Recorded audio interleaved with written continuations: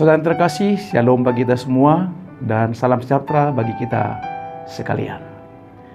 Kembali lagi kita merenungkan firman Tuhan untuk hari ini, Rabu 31 Juli 2024. Tapi sebelumnya, marilah kita berdoa. Kasih karunia dan damai sejahtera yang daripada Allah Bapa dan dari Tuhan Yesus Kristus kiranya menyertai kamu sekalian. Amin. Saudara yang terkasih, firman Tuhan yang menjadi renungan bagi kita pada hari ini terambil dari kitab Yohanes pasal 3 ayat 7. Demikian firman Tuhan. Janganlah engkau heran karena aku berkata kepadamu, kamu harus dilahirkan kembali.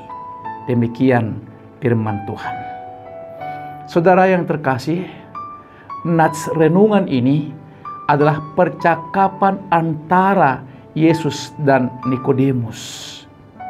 Dalam percakapan ini, Yesus menegaskan satu kebenaran yang mendalam. Kamu harus dilahirkan kembali.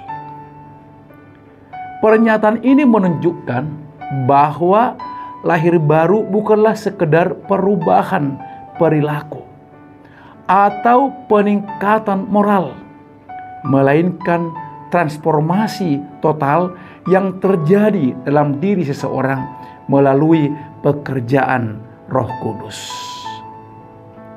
Nikodemus, seorang pemimpin agama Yahudi yang taat, awalnya bingung dengan konsep ini.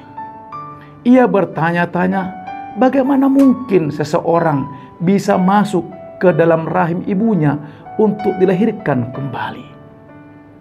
Namun Yesus menjelaskan bahwa yang dimaksud adalah kelahiran rohani yang terjadi ketika seseorang percaya kepadanya dan menerima Roh Kudus. Lahir baru berarti meninggalkan kehidupan lama yang penuh dengan dosa dan kebiasaan buruk serta memulai hidup yang baru dalam Kristus. Ini adalah proses yang dimulai dengan iman kepada Yesus sebagai juru selamat dan Tuhan, yang diikuti dengan pertobatan dan pembaharuan hidup oleh Roh Kudus. Sebagai orang yang telah dilahirkan kembali, kita dipanggil untuk hidup dalam kekudusan dan ketaatan kepada firman Tuhan. Hidup kita harus mencerminkan kasih Kristus dan menunjukkan perubahan yang nyata yang terjadi dalam hati kita. Saudara, di zaman yang penuh dengan ketidakpastian dan perubahan, kata-kata Yesus kepada Nikodemus dalam Yohanes 3 ayat 7 mengandung pesan yang sangat relevan. Yesus menekankan bahwa setiap orang perlu dilahirkan kembali untuk bisa mengalami hidup yang sejati dalam kerajaan Allah. Lahir baru ini bukan sekedar perubahan penampilan atau perilaku, tetapi transformasi rohani yang mendalam. Kita hidup di dunia yang seringkali menuntut kesempurnaan dan keberhasilan berdasarkan standar duniawi.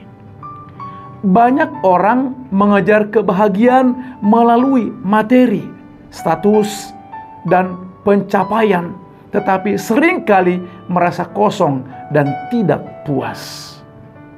Kelahiran baru yang dimaksud oleh Yesus adalah solusi untuk kekosongan itu. Ini adalah undangan untuk meninggalkan kehidupan lama yang penuh dengan dosa dan kebiasaan buruk dan melalui hidup yang baru di dalam Kristus.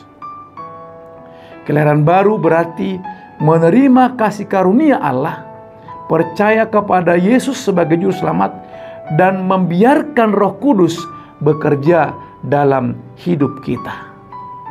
Ini adalah proses pertobatan dan pembaharuan yang membawa kita lebih dekat kepada Tuhan dan mengubah cara kita hidup. Sebagai ciptaan baru, kita dipanggil untuk hidup dalam terang kasih-Nya, menunjukkan buah-buah roh seperti kasih, sukacita, damai sejahtera, dan kebaikan. Saat ini kita diundang untuk merenungkan apakah kita telah mengalami lahir baru tersebut. Apakah hidup kita mencerminkan perubahan yang dibawa oleh kasih Kristus? Apakah kita hidup dalam ketaatan dan kepatuhan kepada firman Tuhan? Saudara, mungkin kita masih bergumul dengan dosa atau kebiasaan lama yang sulit dihilangkan. Ingatlah bahwa transformasi ini adalah pekerjaan Roh Kudus dan bukan sesuatu yang dapat kita capai dengan usaha sendiri. Datanglah kepada Yesus dengan hati yang terbuka, akui kelemahan kita, dan mohon agar Roh Kudus bekerja dalam hidup kita. Amin. Demikian renungan kita hari ini. Shalom. Tuhan Yesus memberkati.